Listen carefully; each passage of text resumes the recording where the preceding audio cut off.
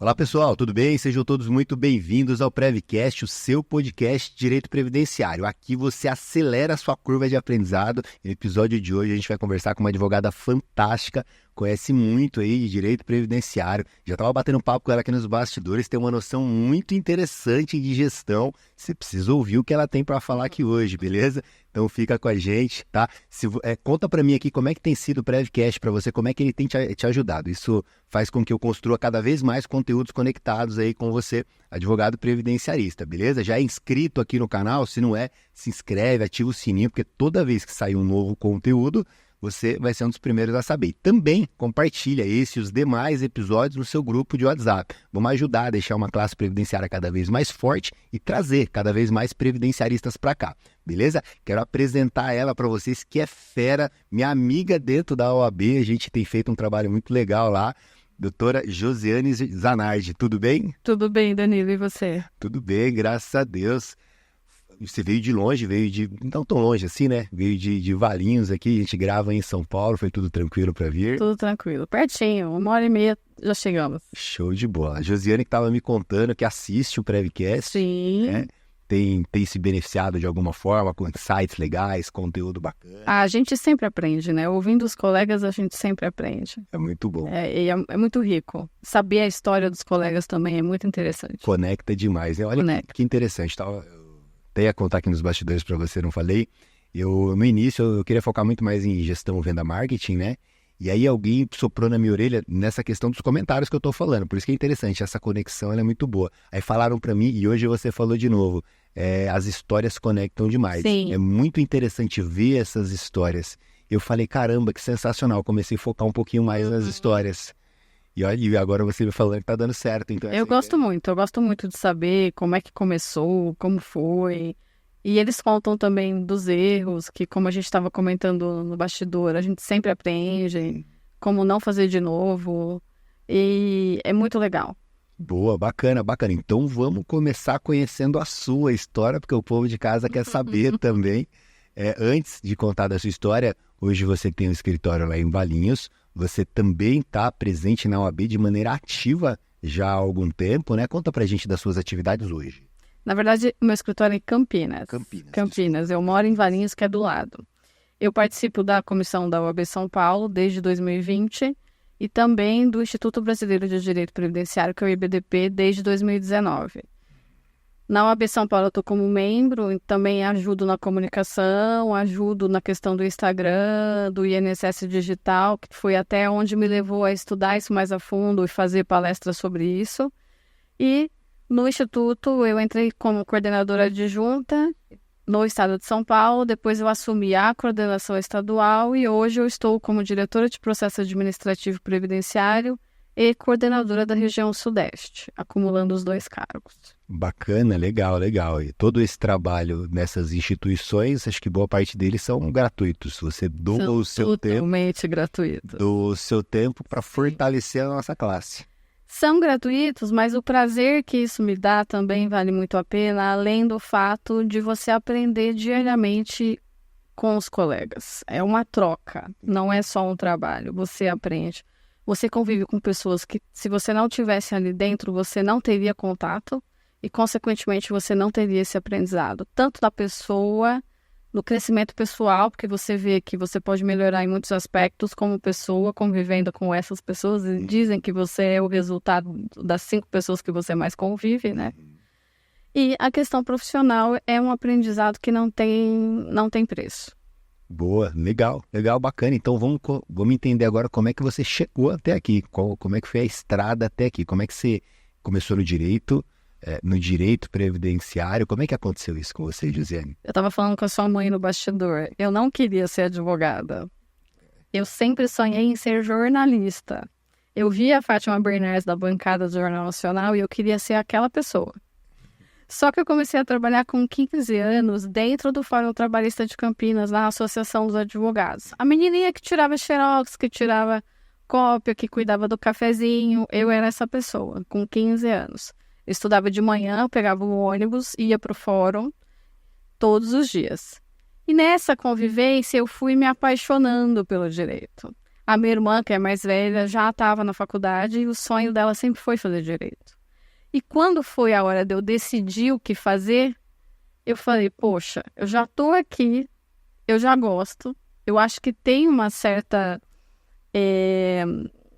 harmonia entre as duas áreas, porque a pessoa que faz jornalismo ela tem que ser comunicativa, ela tem que estudar muito, ela tem que saber falar, e o direito é mais ou menos parecido. Aí acho que eu não vou arriscar, porque eu já conheço muita gente, já estou num lugar mais confortável, eu acabei optando pelo direito, e foi assim que eu fui fazer direito. Legal, bacana. E aí você começou então no direito e o previdenciário ele surgiu já nesse início? Não, era no trabalhista. Eu fiz estágio em 2 escritórios de trabalhista que faziam reclamada, depois que eu saí desse trabalho. E quando eu me formei, eu me desliguei desse escritório e fiquei em casa. Só que a minha irmã trabalhava com um advogado que a gente já conhecia há muito tempo, e ele nos conhecia e falou, Adriana, sua irmã não está mais indo no fórum?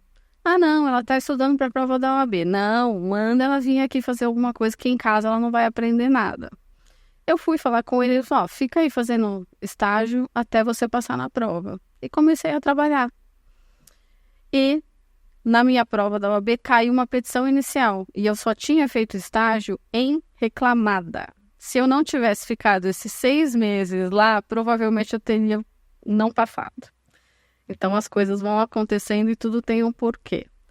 Quando eu me formei, que eu peguei a carteira, que eu passei tudo, ele falou, olha, só tem um problema. Eu quero você para fazer a parte previdenciária, porque eu não tenho e eu preciso começar a fazer. Ele era advogado de um sindicato de aposentados em Valinhos e de vários sindicatos de Campinas e estava tendo muita procura pelo previdenciário porque era bem aquela época do boom das revisões de OTN e RSM.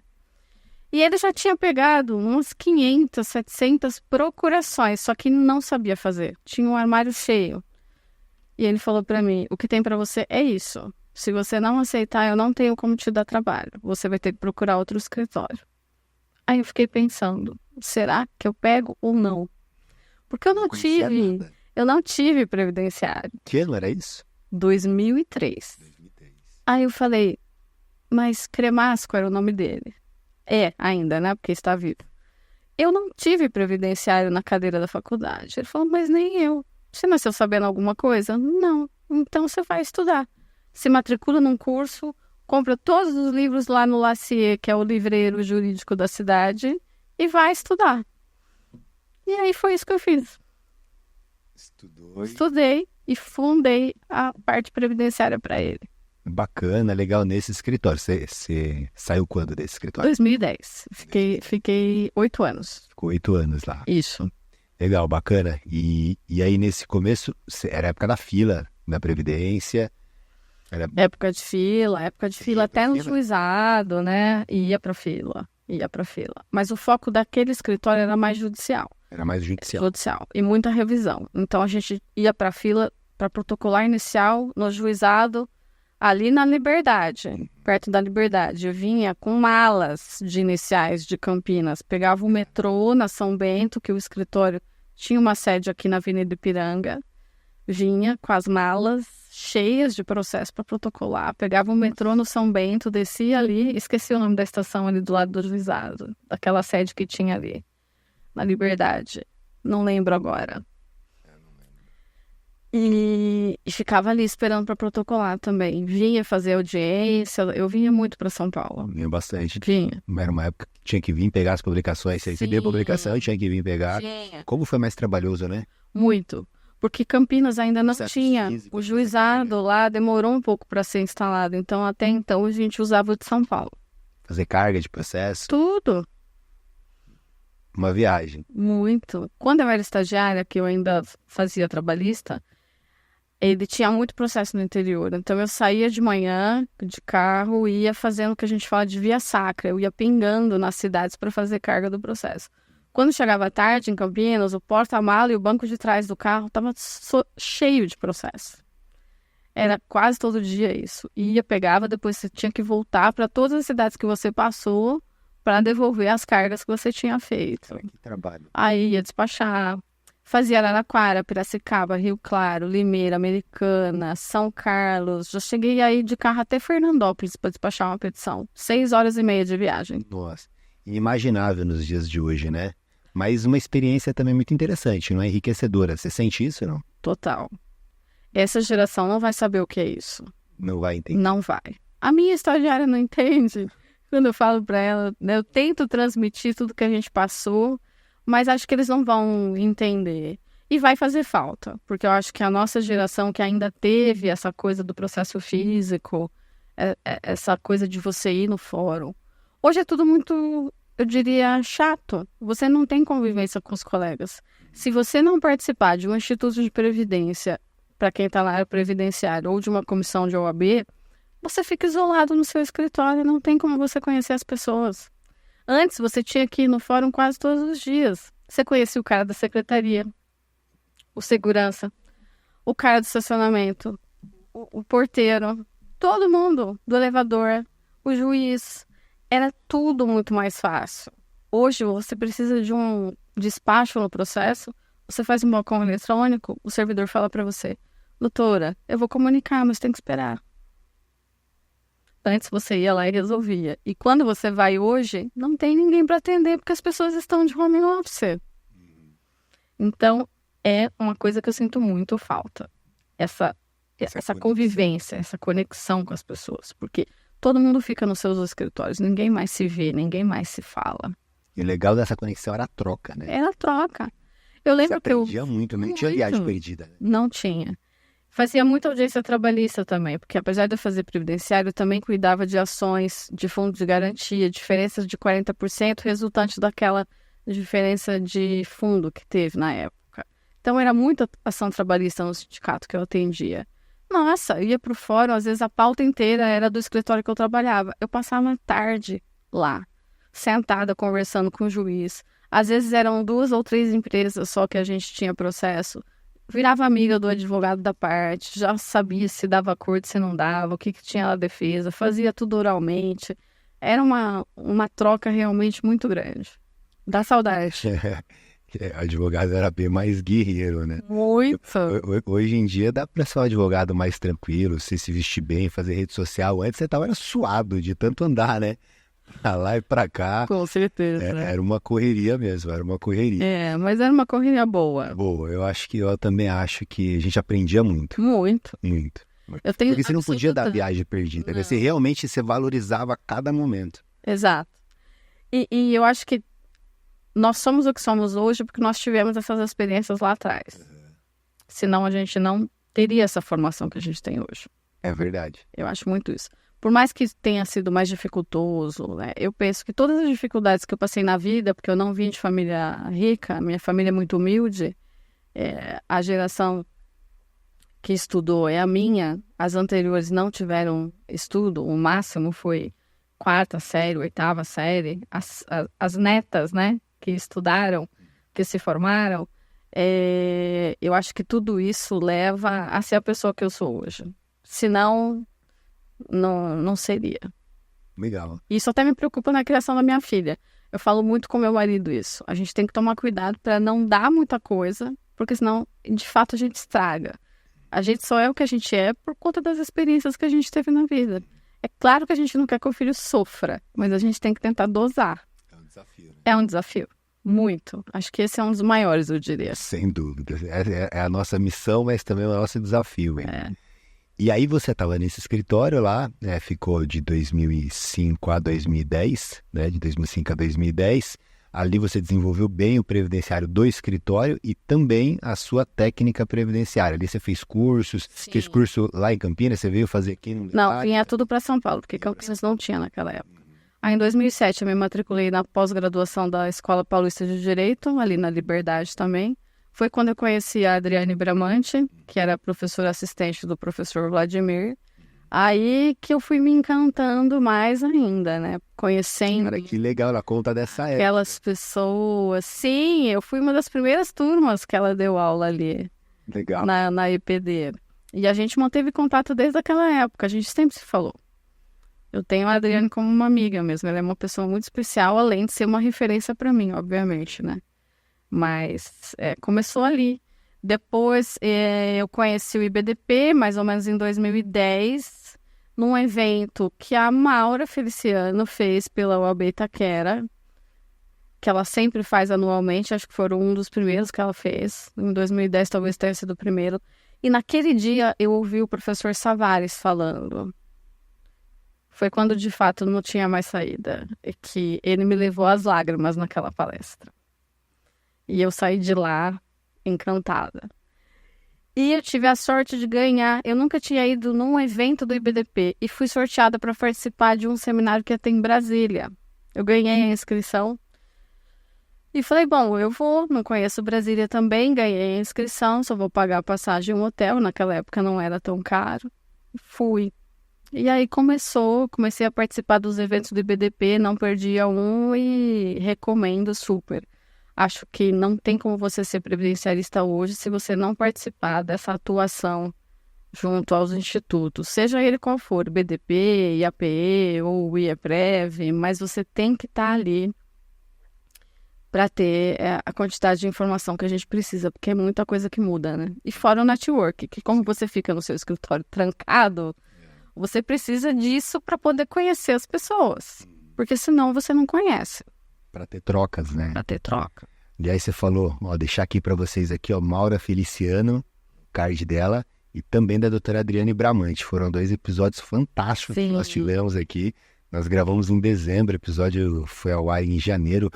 Episódios, acho que foi em dezembro e janeiro, os episódios foram ao ar, episódios fantásticos aí. O que o Savares falou pra você que tirou lágrimas? Eu não me lembro, mas o Savares, ele é o tipo que deixa você chorando todas as vezes na palestra. Ele tem uma capacidade de emocionar quando ele fala do direito previdenciário, porque ele tem uma visão muito protetiva.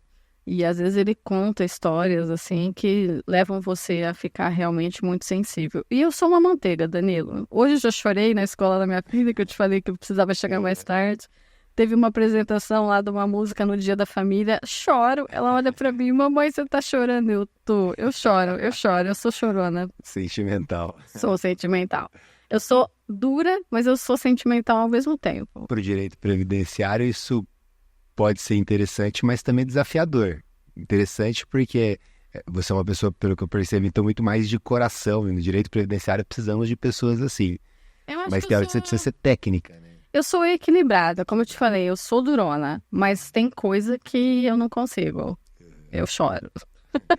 Legal. Aí você estava lá até 2010 e aí você decidiu sair do escritório. Como é que foi essa decisão? Foi uma decisão difícil, porque eu era muito bem remunerada. Só que eu já não estava gostando de como as coisas Você recebia participação nos processos? Eu tinha participação, e era uma boa participação. E como o volume era grande, então a remuneração era bem boa. Então deve ter sido uma decisão difícil. Foi difícil.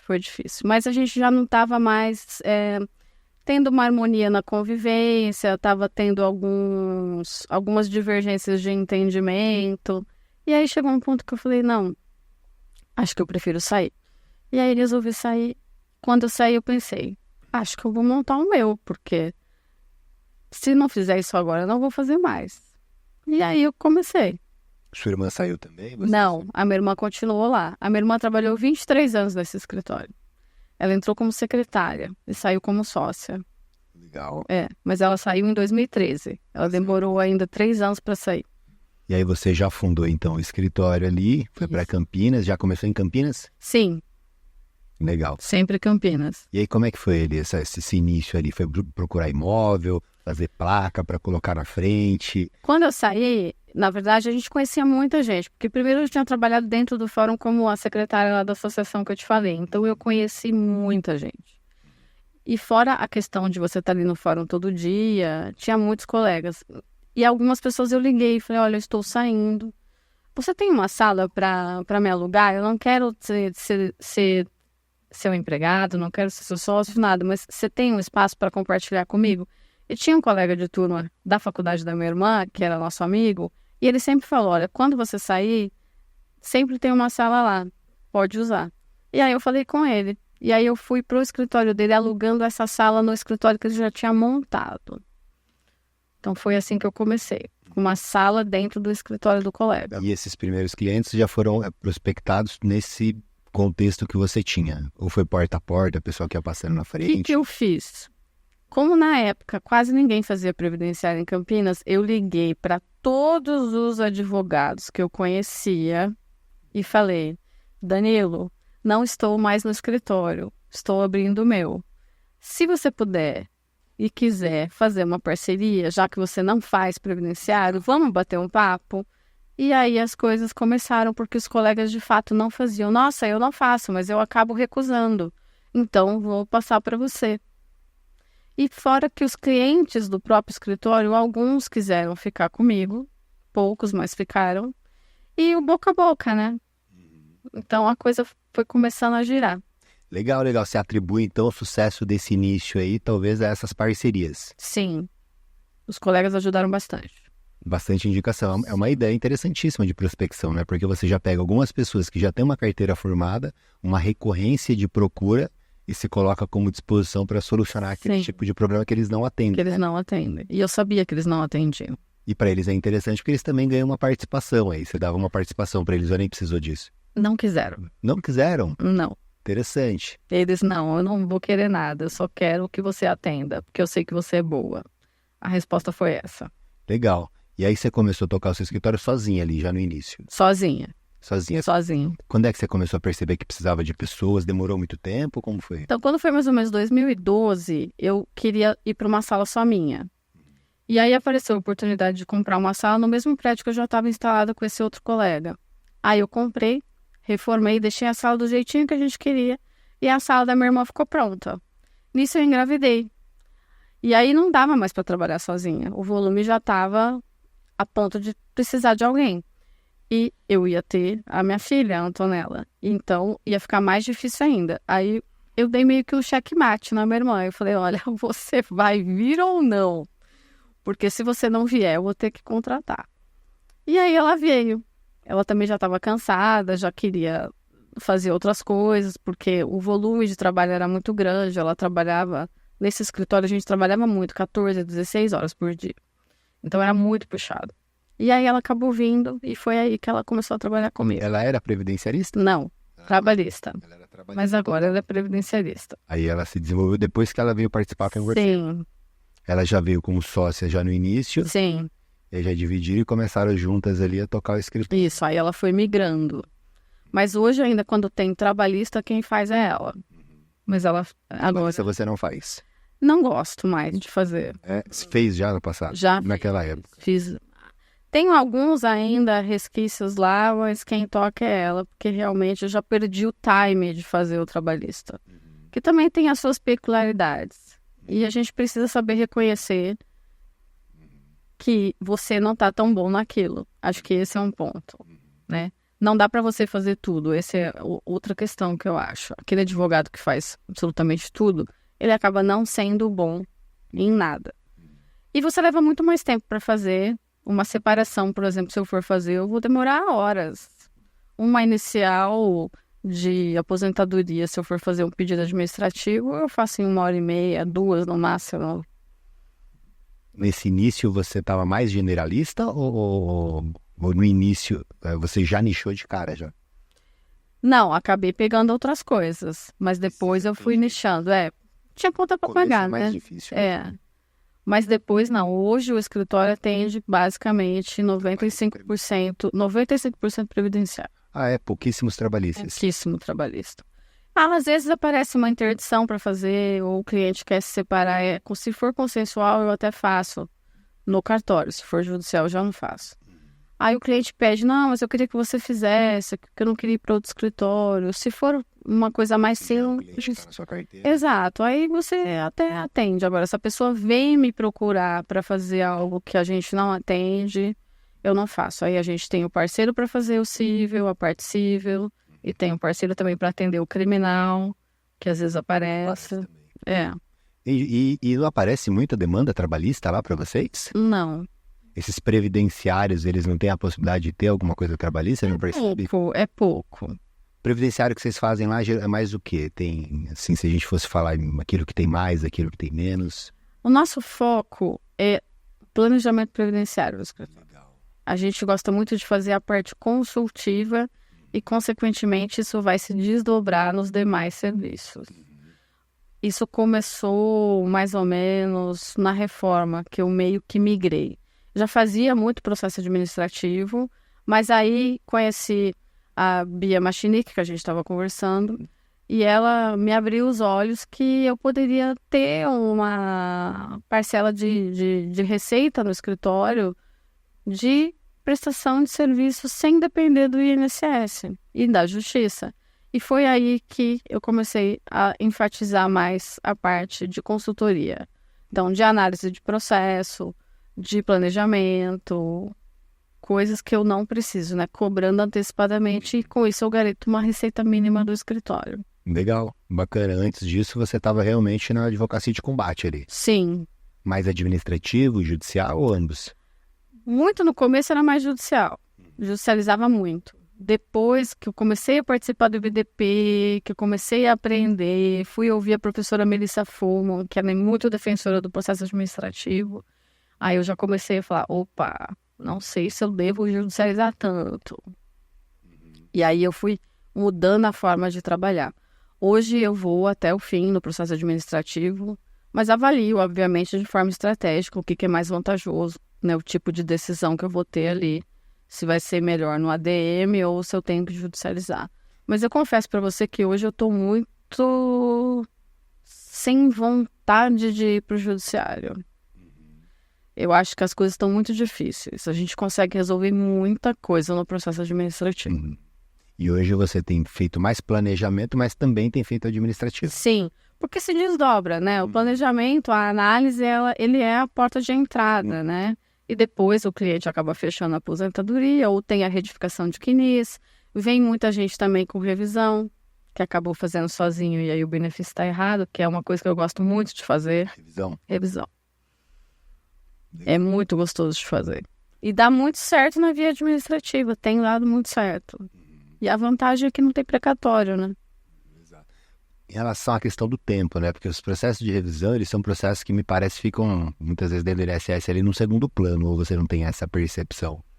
Olha, não tem essa percepção. Eu tenho alguns casos lá que estão mais demorados, mas também são casos bem complexos de revisão de especial, por um exemplo, que eu tento fazer um guichê ou outro para ver se eu agilizo, mas eu também não cutuco tanto porque eu fico com medo de cutucar e o servidor me dar uma decisão que eu não vou gostar. E eu já expliquei para o cliente, olha, aqui a chance da gente ter uma decisão boa, sem correr tanto risco, é melhor do que se a gente for fazer no judicial. Porque, Danilo, é muito difícil hoje você ter uma garantia da manutenção dos entendimentos jurisprudenciais. Você entra com uma ação judicial hoje para fazer uma revisão, você ganha. O processo vai para o tribunal aqui em São Paulo, fica 4, 5 anos lá esperando para julgar um recurso, que é o que está demorando. Pelo menos para mim, eu tenho tido uma péssima sorte. Quando você vai ver, a jurisprudência daquele assunto já mudou. E aí você está queimando um cartucho, que eu falo para o cliente. Eu sempre falo, você quer chegar no seu resultado lento, mas ser positivo, ou você quer ser mais rápido, mas correr um risco maior? É igual a investimento. O que você prefere? O alto risco hoje eu acho que está mais no judiciário. Então a gente tenta trabalhar dessa maneira. Claro que sempre deixando claro para o cliente o porquê dessa estratégia. Ele tem que confiar no que você está falando. Porque se ele ficar inseguro também aí não vai dar certo. Mas como gerir a ansiedade? Porque é assim, né? Eu imagino, o cliente previdenciário ele tem essa característica, né? Ele chega aqui e fala, não, doutor, eu entendo sim, claro. Dá 2 meses, mas e aí, doutora? E aí ele até começa a falar, não, mas você falou que era... E não sei, assim, por mais que ele entenda, diga que entendeu na hora, ele vai ficar te perturbando ali durante um bom tempo, porque ele tá com ansiedade da resolução. Olha, eu falo que a gente tem muita sorte. Os clientes são muito bons. Eles entendem de fato, porque eu acho que eles confiam no trabalho. Quando a gente traça essa estratégia de ficar no administrativo e também no judicial, quando ele pergunta para mim quanto tempo vai demorar, eu falo, olha, eu não tenho como dar essa resposta para você. Tem casos que em 6 meses está resolvido. Eu entrei com uma revisão em novembro, mês passado o cliente recebeu 50 mil. Teve um caso que ficou de 2020 até janeiro. A cliente recebeu 170 mil. Demorou 4 anos, mas sem precatório. O que eram essas revisões? Uma era de atividade concomitante e a outra era de alteração de DEL indevida porque um período tinha ficado de fora. E se tivesse computado na DEL original, o tempo já tinha dado. Então, assim, é relativo. Não dá para saber quanto tempo vai demorar, mas eu deixo isso muito claro para o cliente. Você quer queimar um cartucho? Eu sempre pergunto isso, porque ir para o judicial agora você está queimando um cartucho. Depois você não consegue rebobinar para trás.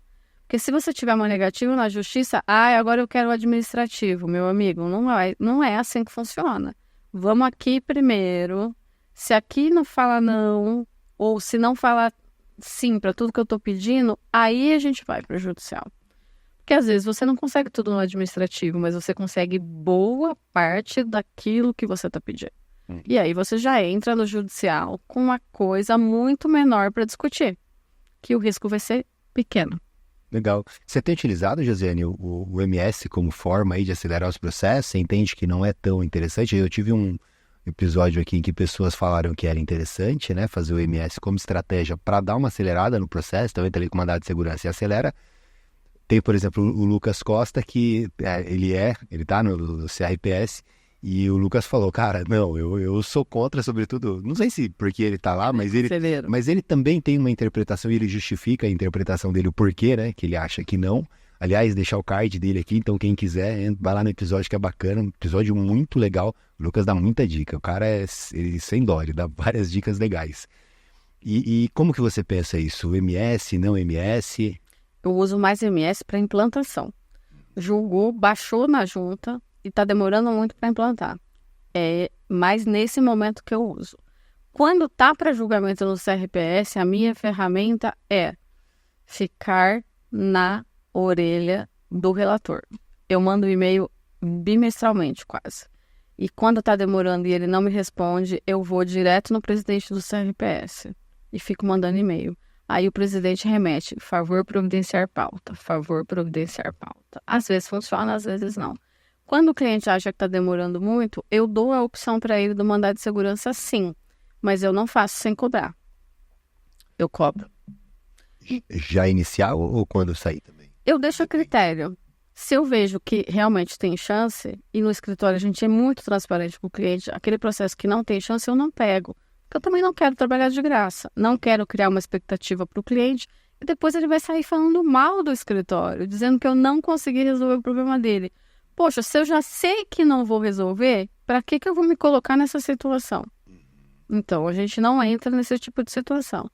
Se o cliente quiser fazer um mandado de segurança, se ele não tiver condições de pagar, a gente faz um contrato para ele pagar quando sair. Mas a maioria acaba querendo esperar mesmo. Porque o meu tipo de cliente hoje não é aquele cliente que está naquela situação de vulnerabilidade. A gente tem focado em trabalhar com um cliente que tem uma média salarial um pouco mais alta. Então, são pessoas que não sofrem tanto com essa questão da demora. Por isso que eles têm um pouco mais de paciência. Que tipo de cliente é esse? Mais empresário, médico? Exato. A gente tenta focar nessa classe de médico, empresário, engenheiro, professor. Regime geral, regime próprio? Não faço muito regime próprio, só regime próprio, mas quando são os dois juntos, aí a gente faz. Aí você dá seguimento. Isso, quando é só regime próprio, aí tem a parceira para fazer. Tem acontecido de maneira orgânica para você essas indicações ou realmente você dispensa os outros? Fala assim, ó, se não tiver dentro do meu ticket médio, eu nem atendo, não quero. Não, eu não dispenso, não é questão de dispensar, mas vem meio que organicamente, porque um vai indicando o outro. Vai indicando o outro, a gente também tem as redes sociais e a gente tem a questão que nós cobramos consulta. Então isso já faz um filtro. Porque quando você não cobra a consulta, você acaba atendendo todos os públicos. Mas eu entendo, né, junto com a minha irmã, que a consulta já é um filtro. Se a pessoa não está disposta a pagar a consulta para te conhecer e saber se eu vou conseguir resolver o seu problema, ela não vai estar disposta a pagar os meus honorários. Então, para mim, essa pessoa não serve. como cliente. Então, a consulta para a gente já faz o filtro. Legal. Bacana, uma estratégia interessante. Você já filtra daí e consegue aquele cliente que pagou a consulta, ele consegue pagar honorários melhores aí. Sim. E o processo dele também vai ser muito mais interessante. Economicamente, sim. Isso vocês decidiram fazer depois de 2019? Já fazia isso antes? Não, mas eu acho que com o crescimento do planejamento previdenciário, a gente foi vendo que esse tipo de cliente era mais interessante para o escritório. E aí a gente começou a trabalhar mais. Mas, por exemplo, se a pessoa que tem um ticket médio menor quiser pagar a consulta, eu não vou deixar de atendê-la. Eu tenho clientes que recebem salário mínimo, mas que optaram por pagar a consulta. Não é essa a questão. A questão é não querer pagar a consulta, porque aí ele já sai da jogada ali. E óbvio que há casos que eu não cobro, né? Em algumas situações bem específicas, quando eu me sensibilizo com algo, a gente acaba fazendo pro bono, mas são poucas as situações. Legal. Eu estava conversando outro dia com a doutora Ana Paula Fernandes. Sei. Papo muito legal nós tivemos, né? E ela também atende um cliente de um ticket médio maior, então um cliente mais instruído. Ela trouxe para mim uma característica desse tipo e eu queria ouvir a sua opinião em relação a isso. Ela falou que a característica desse tipo de cliente, embora muito mais instruído, ele também tem as suas dificuldades no trato, porque ele é alguém muito mais exigente, alguém que quer toda hora saber o que está acontecendo, ele já conhece muito sobre os próprios direitos, é mais questionador. Você tem percebido certa dificuldade ou cuidados maiores a lidar com esse tipo de cliente? Conta pra gente. O que ela falou tem razão. Realmente, é mais trabalhoso você cuidar desse cliente. Porque é um cliente que chega mais ou menos sabendo o que ele quer, ou ele acha que ele tem direito, né? Porque muitos procuram informações que não são muito confiáveis. Mas ele já vem com alguma bagagem. E às vezes você tem que desconstruir aquilo que ele está imaginando, que não é bem aquilo, e isso também fica um pouco mais difícil. O trato é diferente daquele cliente mais humilde, vamos falar assim, que você fala e normalmente ele não questiona. Dá um pouco mais de trabalho mesmo. Quais estratégias que você utiliza aí para atender? Ser transparente, não demorar para responder, dar os retornos, tirar todas as dúvidas, não deixar nada nas entrelinhas e documentar. Essa, eu acho que é uma das estratégias que a gente mais tem focado. Por e-mail. Doutora, eu tô com uma dúvida assim. Me manda um e-mail que eu tô ocupada agora.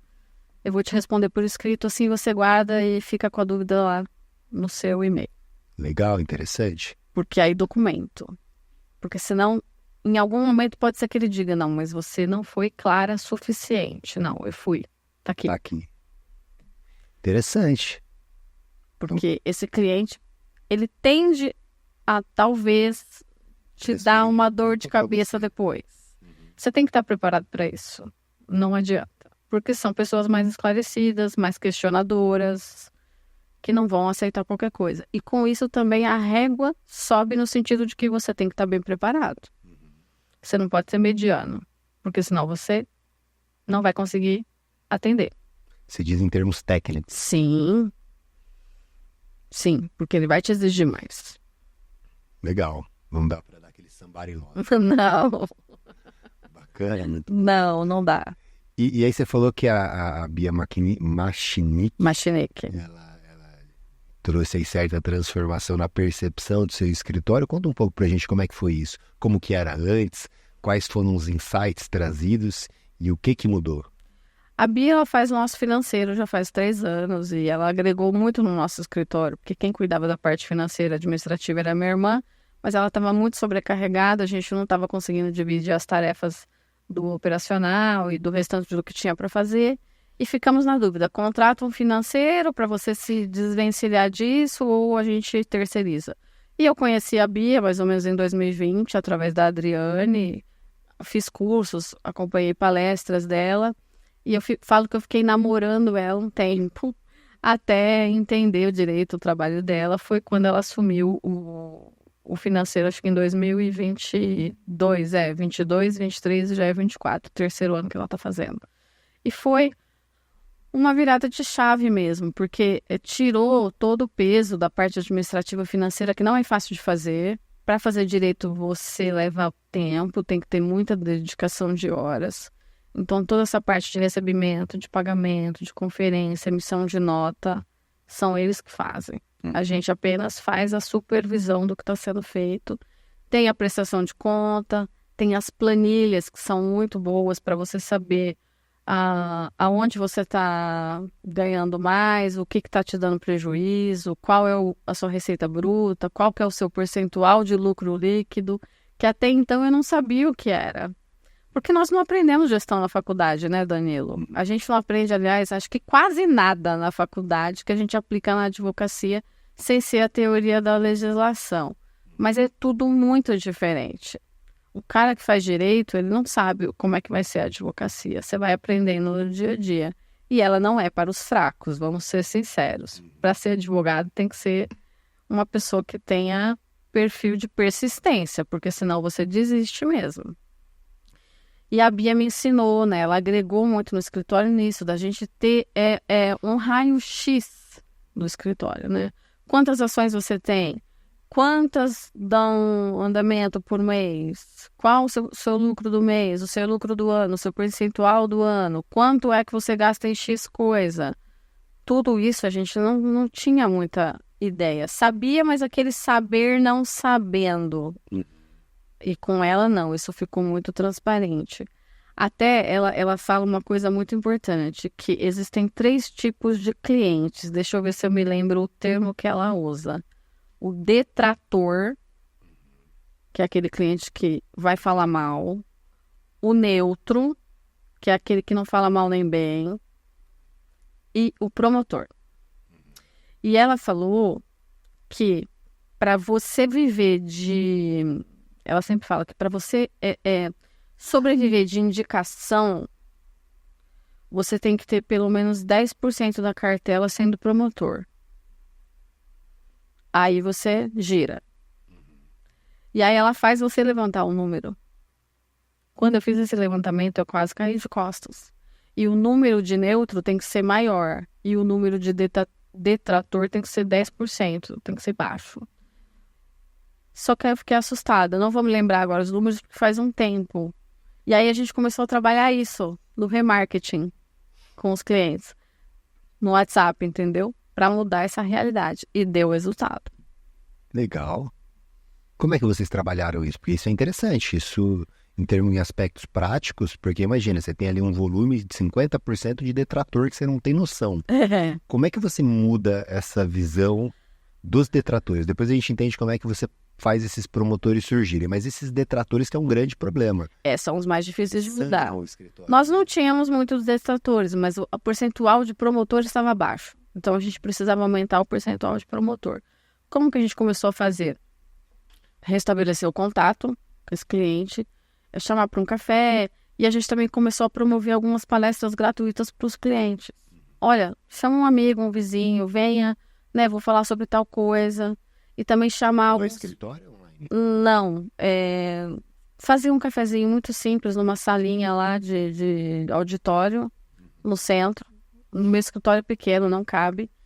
E a gente sempre chamava alguém para fazer alguma palestra também, como a gente foca muito no planejamento, sobre a questão de planejamento financeiro, de finanças, como organizar as contas.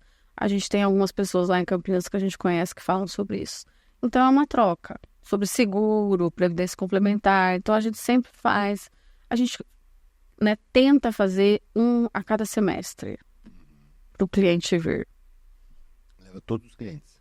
A gente convida alguns estrategicamente e pede para os clientes se ele quiser levar mais alguém. E tem sido muito legal. Até faz um tempo que a gente não faz, preciso fazer de novo. Bacana, uma estratégia interessante de captação. Estou com um curso de vendas aí, né, lançando para advogados, e uma das estratégias que eu falo é desse cafezinho. Essa é uma das estratégias. Pô, e eu sempre digo, né, o que falta muitas vezes para o advogado é criatividade. Você tem 10 clientes. A chance de você multiplicar isso é grande, grande demais. E às vezes o pessoal vai procurar muitas vezes cliente fora. Sim. Mas na sua base, você já pode ter esses 10 como promotores. Sim. Se você tiver um relacionamento muito bem estabelecido, entregando para cada um deles aquilo que eles querem. E eles não querem necessariamente o resultado. Embora sim também seja um objetivo. O que eles querem é conexão. Eles querem ter a certeza de, caramba, aquela é a minha advogada. Não, nós temos cliente que não faz absolutamente nada sem falar com a gente. De qualquer coisa. Doutora, chegou uma carta aqui, o que eu faço? Não tem nada a ver comigo, nada a ver com previdência. Ele manda pra mim, não, seu Apolo, pode ficar tranquilo, é fake. Ele vê uma notícia no jornal, ele me manda, doutora, é verdade isso? Posso fazer? Não, não faz, Esse é fake.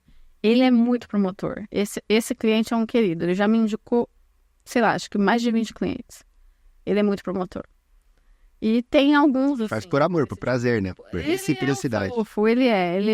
Ele é muito. E tem vários, assim. Então, você vê que, de fato, você fez diferença na vida daquela pessoa. E eu acho que a proximidade é isso. E uma coisa que você falou que a Beatriz me ensinou é... Você, às vezes, fica preocupado em trazer o cliente. Mas você está cuidando de quem está dentro da sua casa?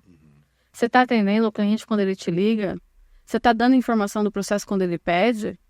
Você está ouvindo ele quando ele quer falar? Se você não estiver fazendo isso com quem está dentro do seu escritório, então você está errando muito. Porque o seu tesouro é o cliente que já está dentro, não é o que está fora. Porque não adianta você trazer e não cuidar dele. Ele vai ficar insatisfeito, vai ser um detrator e vai denegrir a sua imagem depois. E hoje a gente tem o Google, né? O Google Meu Negócios, que é uma ferramenta fantástica. Eu tenho muita procura pelo Google, organicamente. Eu não faço anúncio. No escritório a gente tem uma ação no seguinte sentido. Atendeu, terminou, é link. O cliente avalia na hora. E tem chegado muito cliente por essa avaliação orgânica. Então, e você vê alguns escritórios grandes, renomados, e quando você vai olhar a avaliação do Google, é 3,5, é 4. Gente falando muito mal do atendimento da secretária, do advogado que não retorna.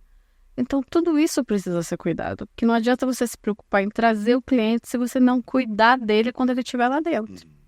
É fundamental aumentar o que em gestão a gente chama de NPS, né?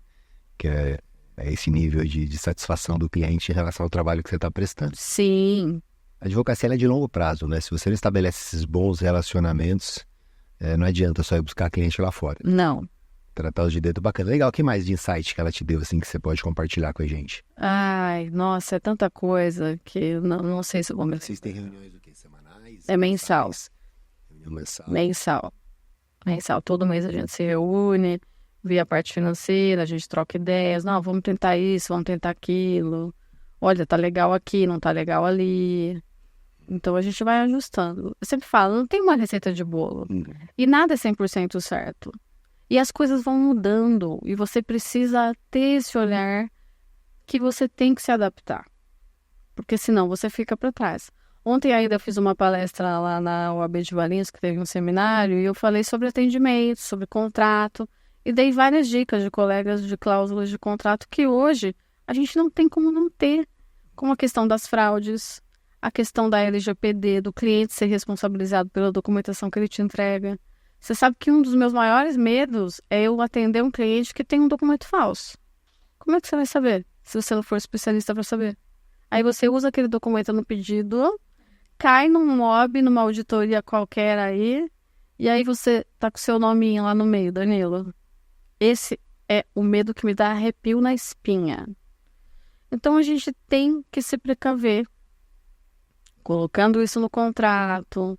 Tem a questão das fraudes, garantir o seu honorário quando o cliente vai vender o precatório, se ele resolver vender.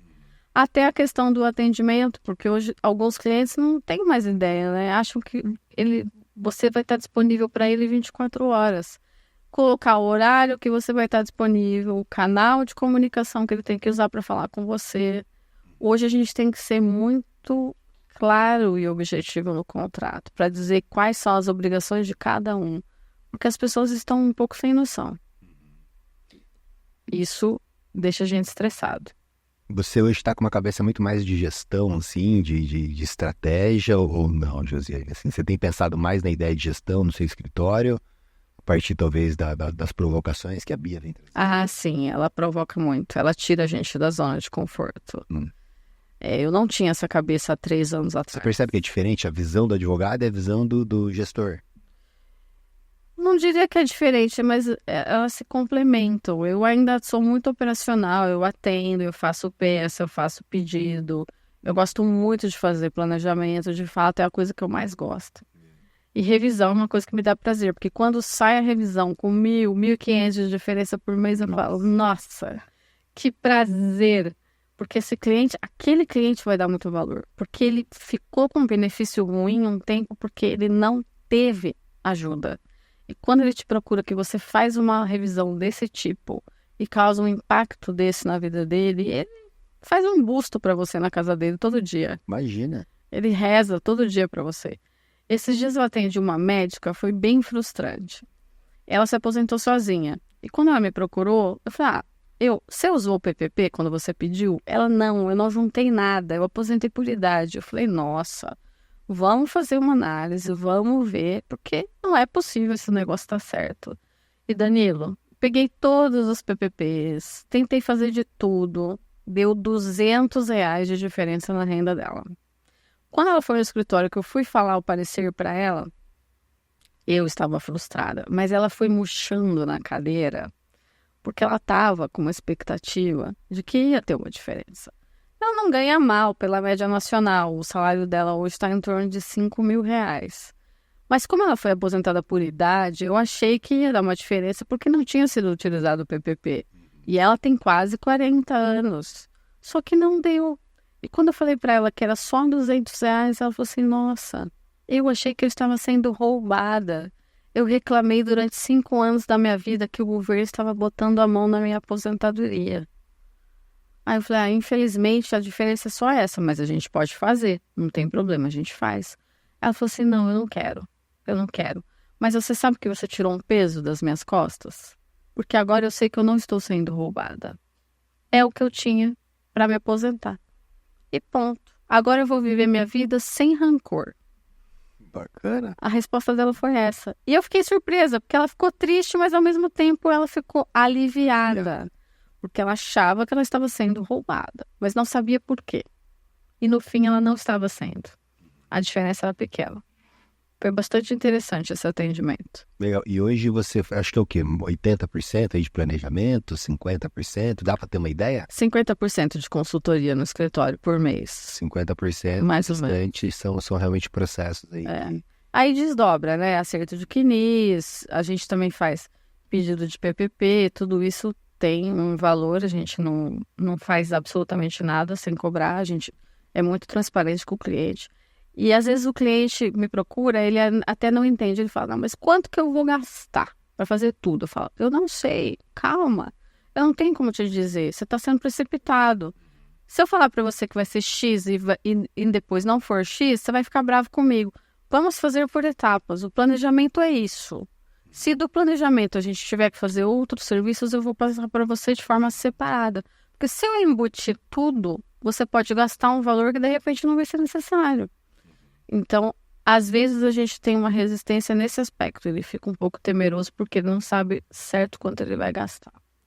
Mas depois que a gente explica, passo a passo, tudo certinho, aí eles ficam mais tranquilos.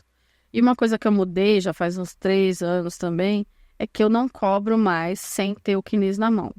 Então, quando o cliente entra em contato, que ele marca a consulta, ele tem que mandar para mim o CNIS antes. Porque eu preciso saber aonde que eu estou me metendo.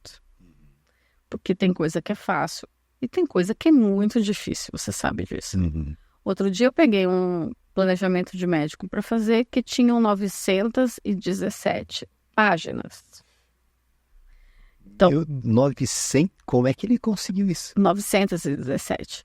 Na verdade, não é que ele teve tantos vínculos, mas é que a forma como o INSS está jogando isso no CNIS, porque ele atende muito convênio, e estava jogando de forma tudo separada, não estava mensal. Nossa. Estava por consulta.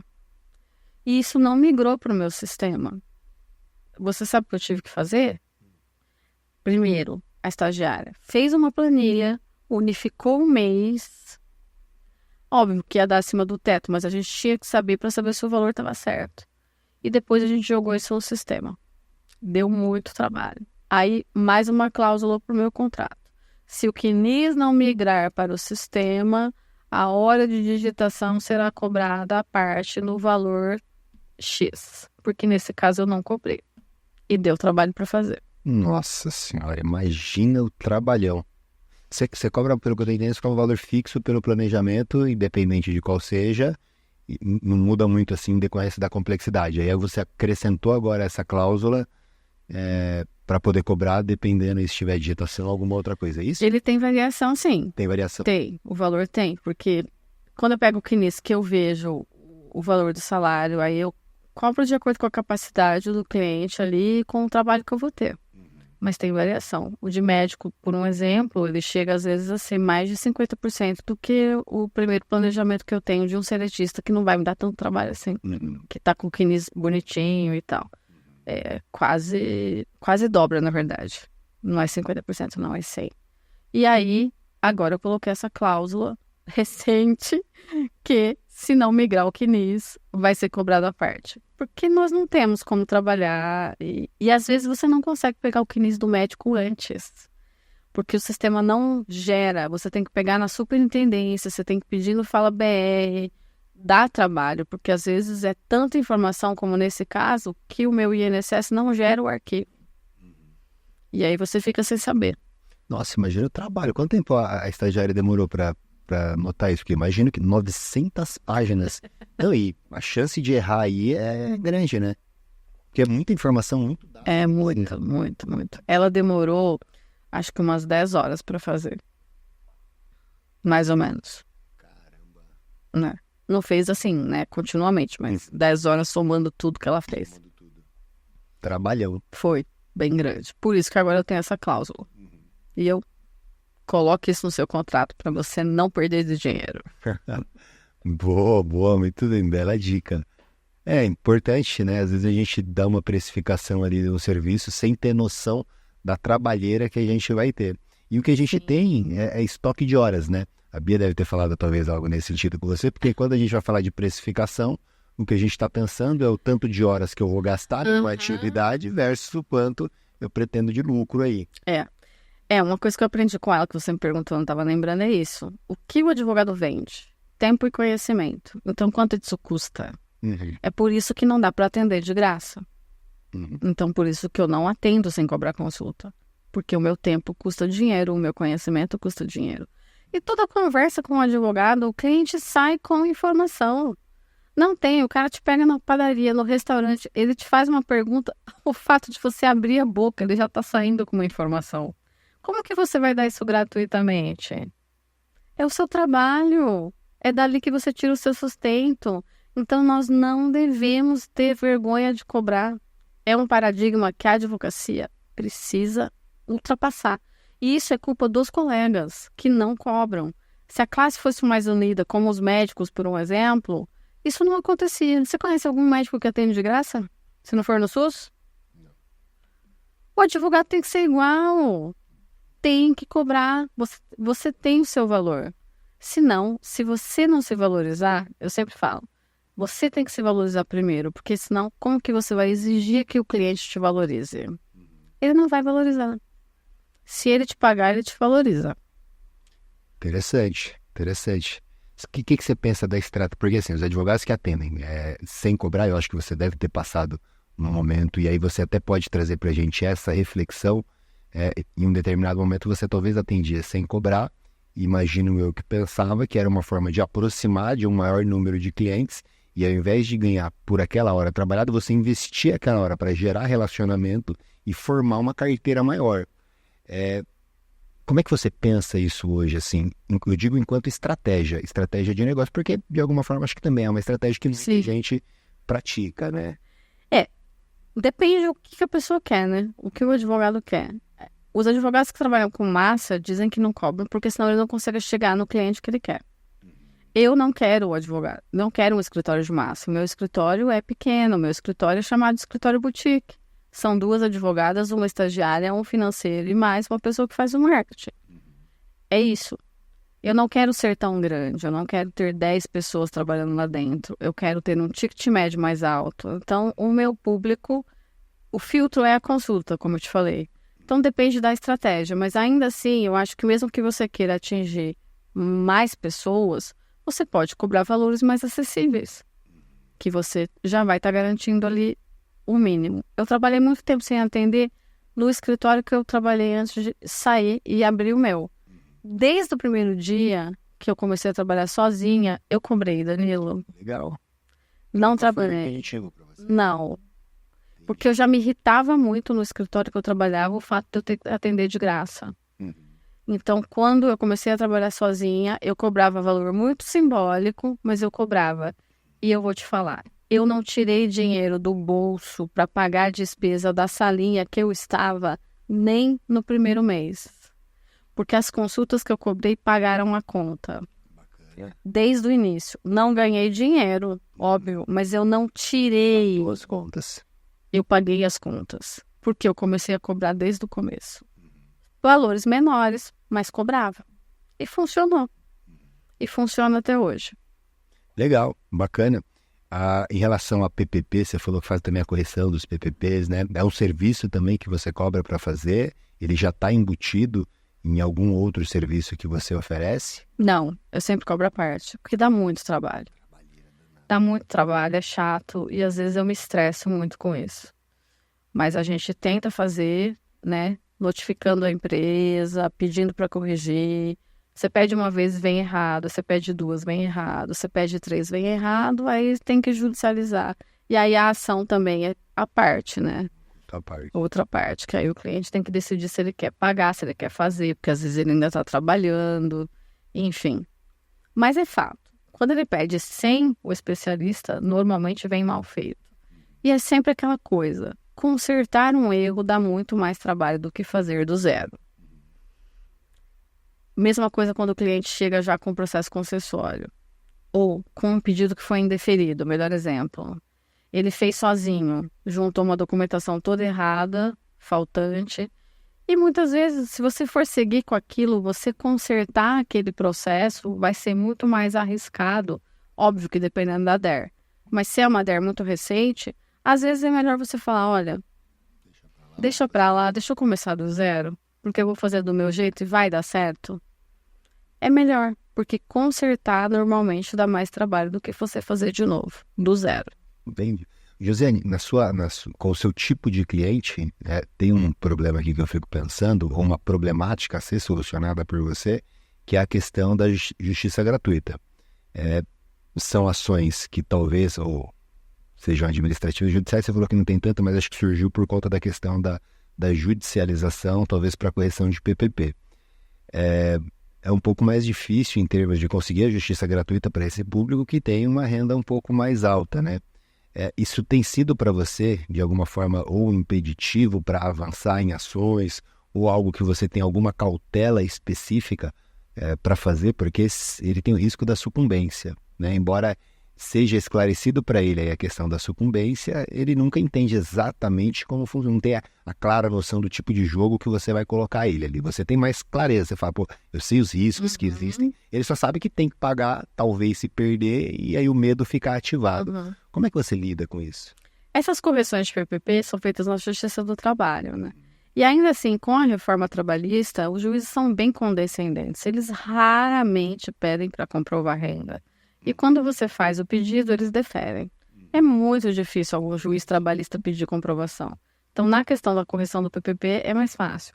Agora, quando tem que partir para o Judiciário Federal das ações de revisão ou das concessões que deram errado, aí a gente tem que colocar os riscos bem ponderados para esse cliente realmente.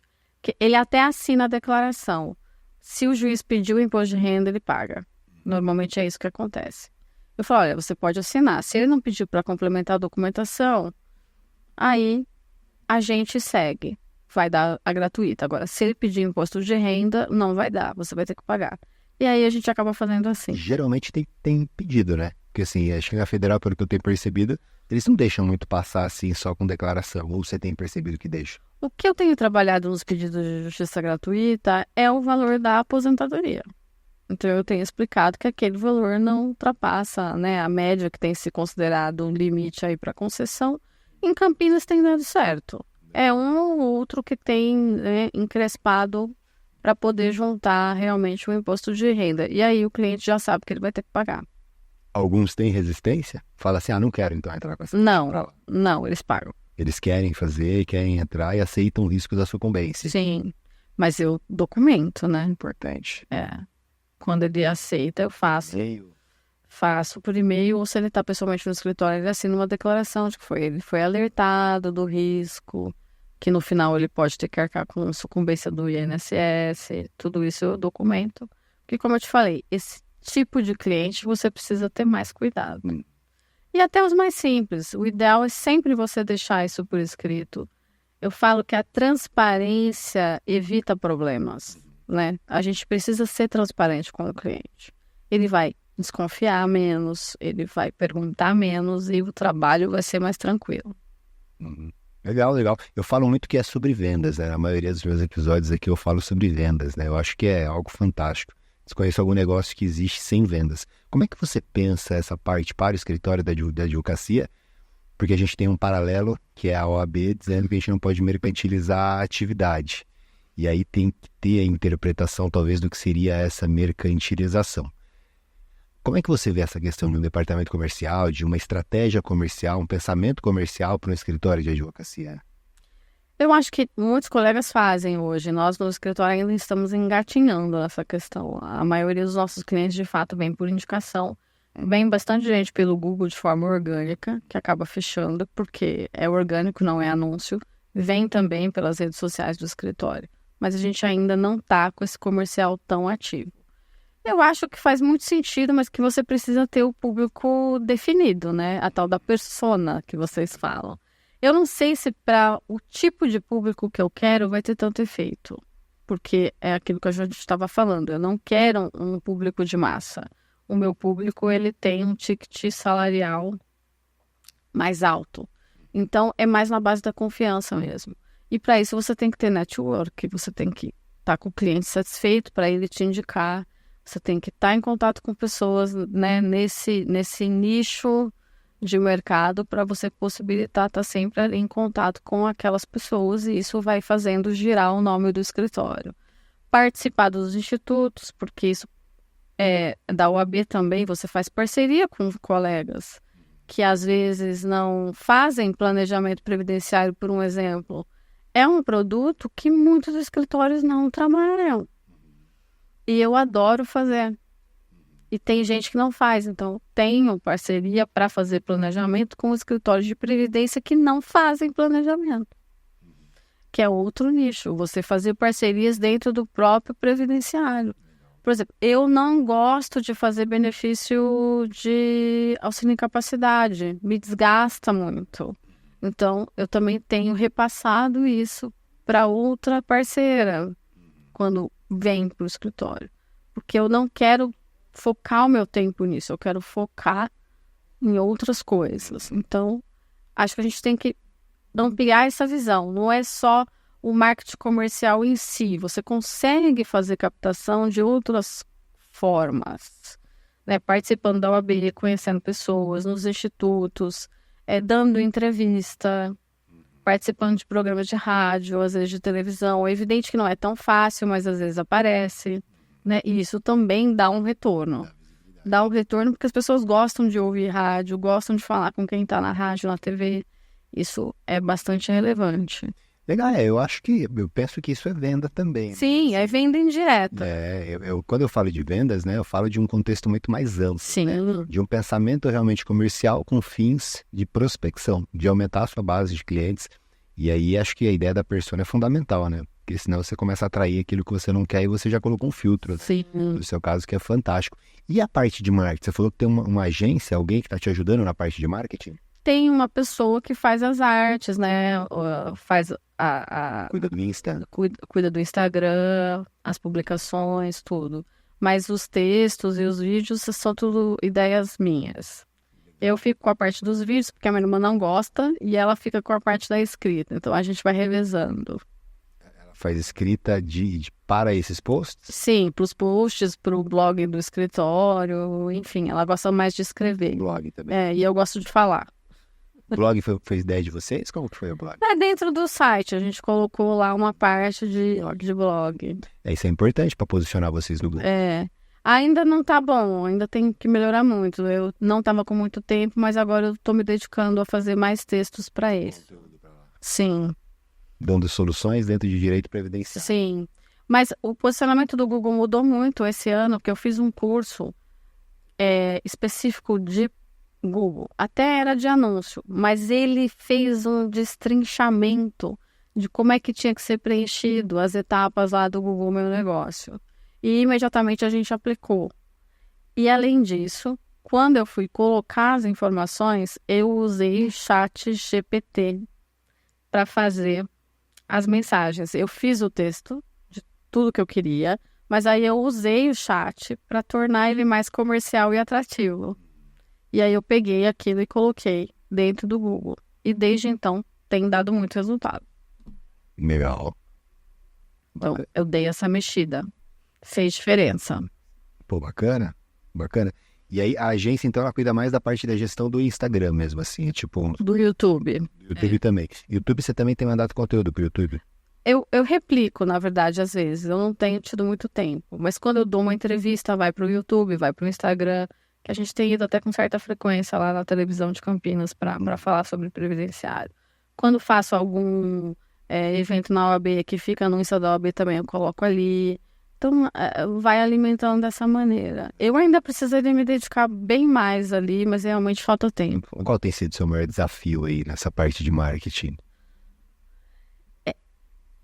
Eu diria que é dedicar mais a essa questão do YouTube, das redes, da escrita. Ainda estou pecando. Um problema, assim, para a maioria das pessoas que querem trabalhar com rede social é a consistência. Sim. Cara, as pessoas começam, tem aquele pico de, putz, agora vai, mas é igual academia. Uhum. É igual fazer academia, igualzinho. A recorrência é o mais difícil aí. Eu queria ter mais tempo de escrever mais pro blog, eu e a Adriana, e também fazer mais coisas no YouTube. Mas não consigo. Agora, o Instagram é sagrado. O Insta tá redondinho. Esse a gente tem constância. Consegue ter. Sim, são 2 vídeos. Tem alguém acompanhando, isso ajuda muito. São 2 vídeos por semana, mais os textos, então é publicação toda hora. Esse a gente deixa bem feitinho. Você grava vários ou você grava como que é? Você grava vários vídeos assim, manda pra ela ou grava um vídeo a cada um desses dias da semana que você manda? Eu tenho uma planilha, né, que eu vou pensando e aí eu tiro os temas do dia a dia mesmo. Apareceu um problema lá, eu falo, nossa, isso aqui é legal de falar. Eu anoto. Isso aqui é legal pra falar, eu anoto. E aí eu vou gravando um por dia, quando eu tô arrumadinha, bonitinha, já maquiada, eu aproveito já e gravo. E aí vou mandando. Então eu tenho normalmente 1 mês de antecedência de gravação, né? Porque às vezes acontecem coisas, você perde a voz, fica doente, e aí você tem que ter aí um laço para poder publicar. Então eu costumo ter 30 dias de folga para poder ter material se acontecer algum problema. Pô, legal, eu tenho uma assistente de marketing, Daiane, manda muito bem, me ajuda pra caramba, braço direito. E eu mando um monte de conteúdo pra ela, eu gravo uma vez assim, né, que por exemplo, hoje eu vou lá e gravo, 15 vídeos. E ela deixa uma planilha pra mim, né, ela vai vendo já algumas coisas que são interessantes, estratégicas dentro do nosso planejamento, eu vou lá, faço 15 vídeos, mando pra Daiane, né? A Daiane manda bala ali. Eu acho que isso me ajuda muito, porque se eu não tenho essa estratégia do negócio, a Daiane me apoiando ali, eu não sei se eu conseguiria colocar tanto vídeo assim com tanta frequência, sabe? Porque é difícil você ter essa disciplina. Sim. De todos os dias estar fazendo. Cara, tem hora que você não quer fazer. Não. Tem hora que você tá de saco cheio, fala, não vou pegar a câmera, não vou gravar, não quero. Não, Cansa. Cansa também pensar no que você vai falar, às vezes. Pensar no que vai falar. E você vai assim, pô, o direito previdenciário você faz todo dia. Não. Tem que ser uma comunicação estratégica e hoje não tô legal para fazer isso. Isso. É cansativo. Mas tem que persistir. Tem que fazer. É igual a academia, não pode parar. Porque se você ficar 1 semana sem fazer, quando você voltar, você vai ter dor no corpo. E o digital tá muito forte, né? Na verdade, assim, eu comecei na pandemia, antes eu não fazia. E uma coisa que eu aprendi também com um cara de Piracicaba, que é o Fabinho e o William, eu fiz uns cursos com ele é do marketing. E foi muito interessante para ter essa visão do todo. Ele falava assim: você não precisa ter um iate para sair navegando. Faz com a sua canoa, do jeito que dá. Mas você tem que estar na rede. Então eu comecei muito amador. Porque ele falou isso e aquilo ficou na minha cabeça. Eu falei, não, gente, eu tenho que aparecer. Eu tenho que aparecer. E aí eu gravava os vídeos e eu mesma publicava. Depois que eu fui contratar uma pessoa para fazer edição, para colocar uma marca, para desenvolver a identidade visual, entendeu? E aí já passei por 3 pessoas até chegar nessa menina que está me ajudando hoje, que é lá do Rio Grande do Sul, inclusive, não é nem aqui de São Paulo. Que aí a gente conversou, já está com a gente já faz mais de 3 anos, então deu liga ali. Ela já sabe como a gente gosta, já está acostumada. Então, demora para a coisa estar rodando direitinho. Mas isso ficou na minha cabeça. Não espere você ter o seu iate. Faça com a sua canoa. Perfeito. Melhor fazer feito do que perfeito. Sem dúvida. Porque se você não estiver lá, o outro vai estar. E você tem que se posicionar. E às vezes o cliente não vem por ali, mas o cliente te indicou. E esse é mais conectado. Ele te procura. Se ele não te achar, ele não vai. Às vezes o cliente fala pra mim, o fulano me indicou pra você. Aí eu percebo que a pessoa começou a me seguir faz um tempão. Eu fiquei ali te observando, gostei do jeito que você fala, gostei do seu posicionamento, quero marcar. As pessoas falam, elas prestam atenção. Elas ficam observando. Então, pode não ser imediato, mas ela vai estar ali te olhando. Em algum momento, talvez você diga algo que, agora é a hora. Agora eu vou marcar. É agora. E aí, desperta na pessoa. A percepção de... Por que a consistência ela é importante? Porque é ela que impõe a percepção de autoridade, né? Então, eu apareço uma vez no jornal. Você vai falar, esse é autoridade? Assim, legal. Aí você aparece toda vez no jornal. Aí eles começam a falar, caramba. E é essa recorrência que leva à percepção de autoridade, que é um dos elementos do convencimento. Então é uma estratégia. Por isso que a consistência ela é fundamental. Eu tenho sido convidada desde o ano passado para participar de um programa lá da TV de Campinas com frequência. E os clientes adoram. É impressionante como eles adoram ver a gente na televisão. No dia que eu vou, eles mandam foto. Minha advogada na TV. Marcam no Instagram. Eles ficam felizes. É engraçado isso. Mas eles sentem um pertencimento de ver que você está lá dando a informação. Mesmo para aquele cliente que já é cliente. E isso também reverte em gente ligando no escritório no dia, posteriormente. Eu vi a doutora na TV, queria marcar, enfim. É interessante como isso tem um efeito nas pessoas. Você tem percebido o retorno mais da televisão, mais das redes sociais, de alguma estratégia específica de marketing sua, além do boca a boca? O boca a boca ainda continua sendo maior. Mas tem variado, né? Tem um pouco do Instagram, um pouco do Google, e essas entrevistas na TV também têm resultado em clientes, sim. Você percebe essa... Sim, na semana que a gente vai, tem bastante procura. A gente liga lá. Quem atende lá é você? É a estagiária? Não, é a estagiária que faz. Ela atende e faz os agendamentos aí para você. Sim. A gente criou um procedimento todo, né? Como que ela tem que tratar, todas os parâmetros e ela faz o atendimento e marca a consulta. Legal, bacana. Conta pra gente aí os percalços, vamos compartilhar um pouquinho aí, talvez erros que você cometeu aí, Josiane, durante sua carreira, só para que de repente se alguém estiver indo nesse caminho, inverter, tentar pelo menos ter um insight aqui, e depois vamos também falar dos principais acertos talvez que você teve, pode ser? Erros que eu cometi. Você lembra erros assim que você cometeu, coisas que você fez, você falou, poxa, isso eu não faço mais. Trabalhar sem cobrar consulta, que eu fazia no escritório que eu estava antes. Então, quando eu me tornei dona do meu negócio, eu já mudei. Essa é a primeira coisa que eu acho que é a dica. Você precisa se valorizar primeiro, porque senão ninguém te valoriza. Isso serve tanto na profissão quanto no pessoal. Na vida. Você tem que ter autoestima. Se você não tiver autoestima, ninguém vai te ver bem. Esse é um ponto. Acho que o segundo ponto que eu talvez tivesse começado antes é participar da OAB. Eu demorei muito.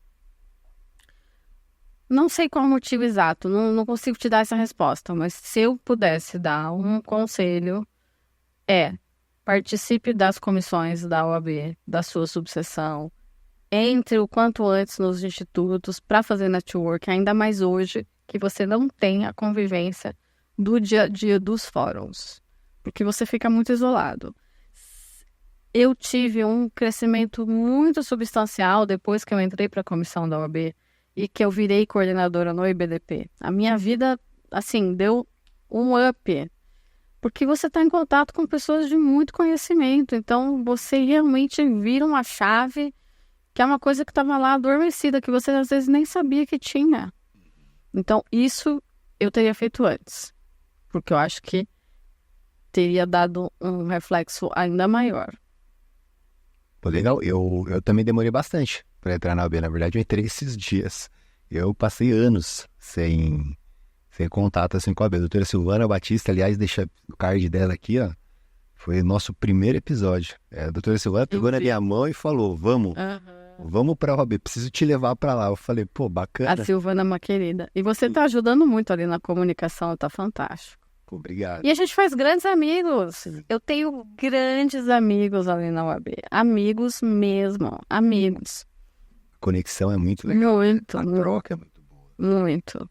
Legal. E os acertos? Bom, um deles, então, a gente já sabe que é entrar na OAB, né? Um desses institutos. Sim, mas demorei. É o que eu estou dizendo. Aconselho a entrar logo. Porque você também...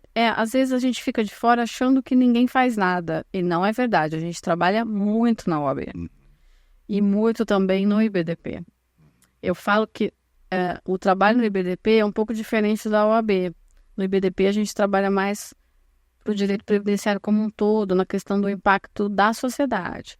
A gente também tem o trabalho do amicus curiae nos tribunais superiores, né, cuidando das ações de interesse de todo mundo, e também a questão do acompanhamento das emendas parlamentares, da votação de projetos. Isso é muito latente no IBDP. E a gente sempre fala... Bem no campo político mesmo. Sim, para tentar evitar algumas mudanças, né? Teve muita atuação na reforma de 19, como na anterior de 17, que acabou não vingando.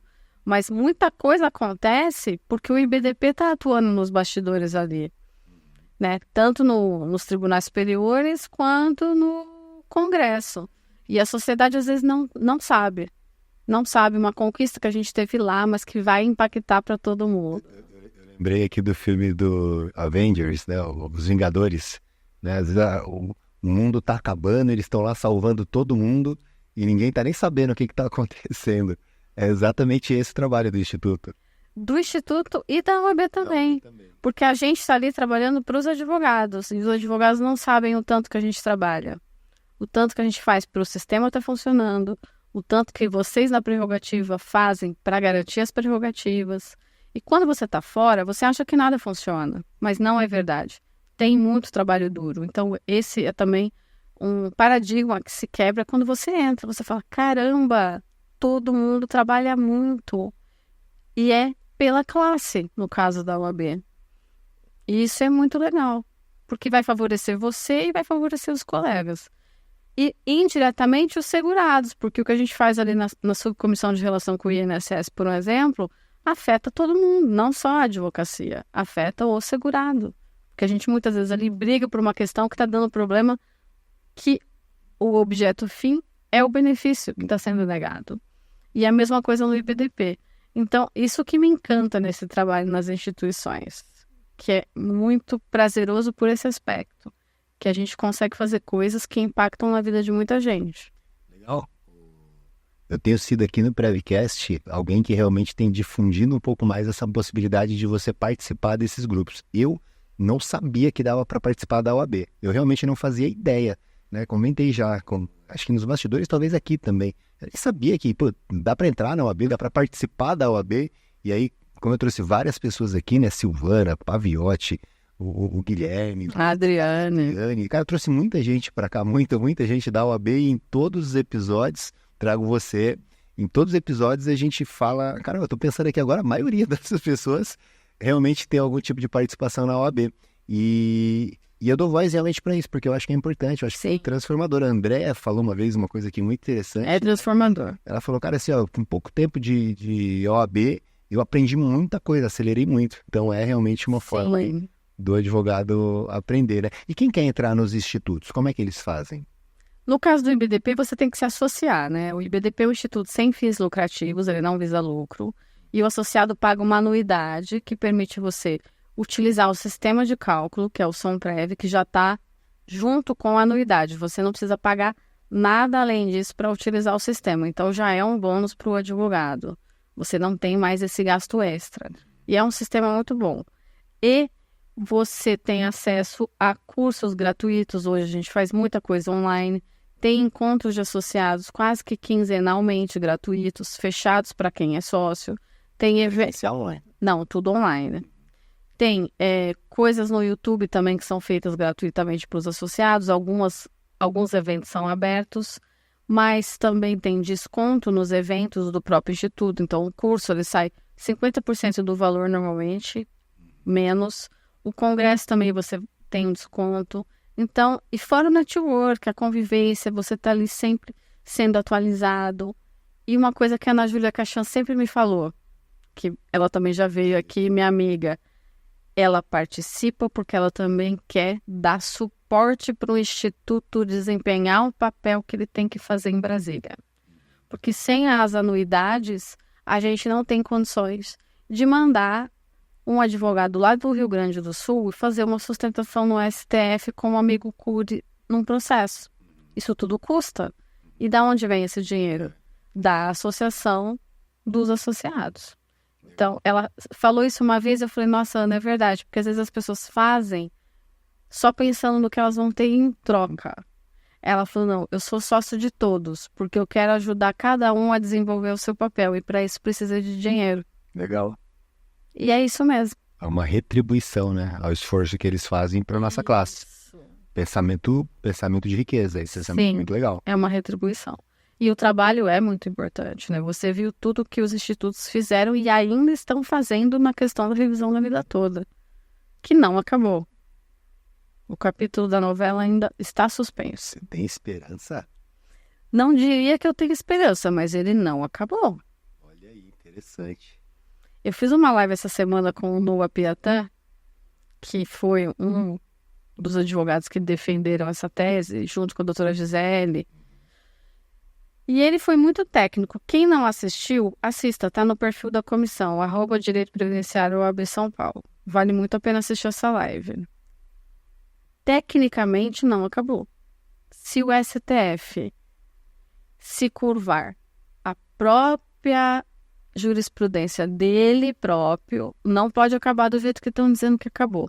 É que o impacto foi tão grande quando saiu a decisão da DIN, que a gente falou, nossa, acabou, morreu. Só que depois que passou, ele mesmo falou. Aí eu fui enxergar que não, pera um pouquinho. Isso aqui não derrubou a decisão do tema 1102. Aqui eles estão tentando fazer uma manobra, mas isso vai ter que ser dito por A mais B na decisão de embargo. Que é o que está aguardando. E como eles vão fazer isso se eles deram uma decisão lá em 22, confirmando que o direito era correto, reconhecendo o direito àquela revisão. E a mudança de precedente, como ele disse, pode acontecer? Pode, mas existem mecanismos para serem feitos. O STF vai cumprir o mecanismo que ele mesmo exige que seja cumprido ou ele vai ignorar completamente? Então, eu não tenho esperança, mas depois de conversar com ele nessa live, se for se fazer de forma técnica, existe chance para pelo menos para aquelas pessoas que fizeram a propositura da ação antes da ADIM, do julgamento da ADIM. Depois, obviamente, acredito que não, que eles vão fazer de alguma maneira que não dê. Mas a gente sabe que lá tudo pode acontecer, mas de forma técnica não acabou. Interessante, aguardemos cenas dos próximos capítulos. Josiane já deixa aqui então Aí é igual aquele finalzinho de filme, assim, né? Que fica com aquela expectativa de que vai ter um novo capítulo. Legal, vamos aguardar. Vai ter, a gente só não sabe o final, né? Na verdade, o Noah falou uma coisa. Isso aqui não é mais uma novela, é uma série.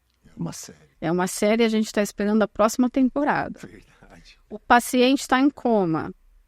No caso, a revisão. Daqui a pouco ele acorda. A gente não sabe se ele vai morrer ou se ele vai acordar. Vamos esperar.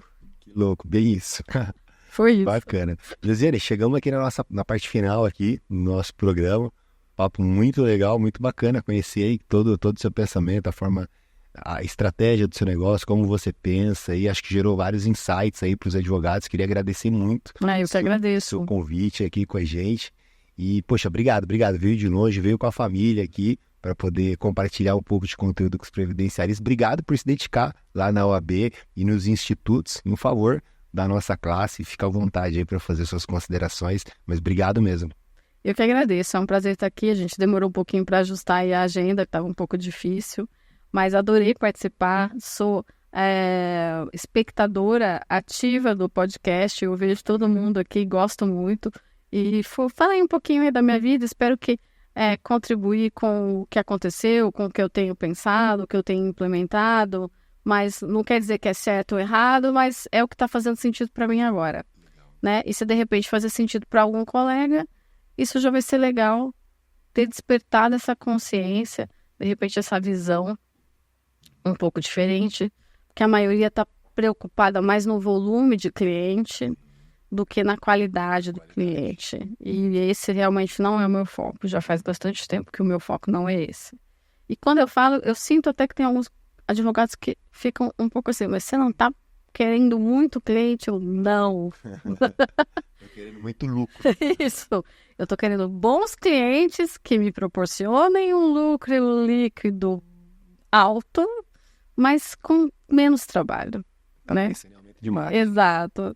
Então, é isso. E, de novo, participe de algum instituto, seja qual for. Mas é importante também apoiar a causa desses institutos na representatividade lá em Brasília, que existe um trabalho muito sério no bastidor para que as coisas não fiquem tão ruins quanto, às vezes, eles tentam fazer com que fiquem. A reforma foi ruim? Foi, mas ela poderia ter sido muito pior se o trabalho dos institutos, nos bastidores, dos gabinetes, não tivesse sido efetivo. E para isso precisa do apoio da classe, dos colegas. E impacta na sociedade como um todo. Então esse é o recado. Show de bola. Mais uma vez, muito obrigado. Agradecer você de casa aí que esteve com a gente até agora. Comenta aqui o que vocês acharam do episódio. E se ainda não é inscrito no canal, se inscreve, compartilha lá nos seus grupos de WhatsApp. Bora trazer mais previdenciaristas para cá. Josiane, obrigado. Eu que agradeço. Valeu, pessoal. Tchau, tchau.